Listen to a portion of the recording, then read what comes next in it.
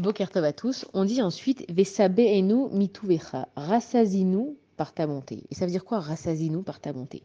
Et on nous explique qu'en fait, ici, on parle de spiritualité, que le peu qu'on va manger va nous suffire. Les sages, ils disent qu'avant la venue du Mashiach, il y aura beaucoup de radinerie dans le monde. Ça veut dire qu'il y aura du manger en abondance. Les caves, elles seront pleines, les magasins, ils seront pleins, les stocks, ils seront pleins, mais que les gens, ils vont préférer que la nourriture, elle s'abîme plutôt que de la vendre moins cher. Et ça veut dire qu'en fait, il y aura beaucoup à manger, mais à des prix exorbitants, et qu'ils ne voudront même pas baisser leur prix pour diminuer la quantité. Ils préfèrent que ça s'abîme plutôt que de donner aux autres. Et en fait, on se rend compte qu'il y a des milliers de nourritures qui sont produites chaque jour et que si c'est pas à cause de la radinerie finalement, le manger, il serait mieux divisé et les gens, ils mangeraient à leur faim. Combien on voit de pays où les gens y crèvent de faim, ils n'ont même pas l'eau potable, sans parler de tout ce qui est électricité, de toutes les installations sanitaires et tout le reste.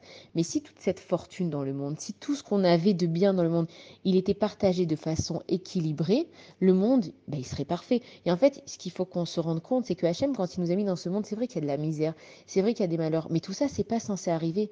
De la même façon que les animaux entre eux dans la savane, on voit bien que, par exemple, le lion, il va manger l'antilope, l'antilope, elle va manger l'herbe. Si les antilopes, elles mangeaient pas l'herbe, elle serait beaucoup trop haute. Si les lions, ils mangeaient pas les antilopes, il y aurait beaucoup trop d'antilopes, etc.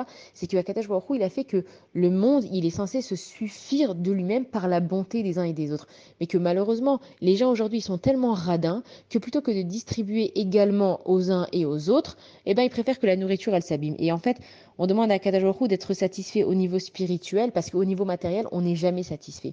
On voit bien qu'il y a toujours la course à quelque chose. Alors on dit à Hachem, regarde, satisfais-nous au niveau spirituel, que le peu qu'on va manger, eh ben, ça va nous satisfaire. Parce que si on demande d'être satisfait dans la matérialité, ça va être difficile. Il y a toujours une nouvelle technologie, il y a toujours quelque chose de mieux qui sort, il y a toujours quelque chose de plus rapide qui sort. On voit, nous, on est à la course avec comment arriver le plus rapidement à faire ce qu'on a envie, alors que dans la spiritualité, on arrive à se rassasier. Et c'est pour ça que quand on y va Be'einu Mituvecha, à Katajbaoru, rassasie-nous spirituellement grâce au matériel. Ça veut dire que le peu que je vais manger à Katajbaoru fait que je sois rassasié. Bonne journée à tous.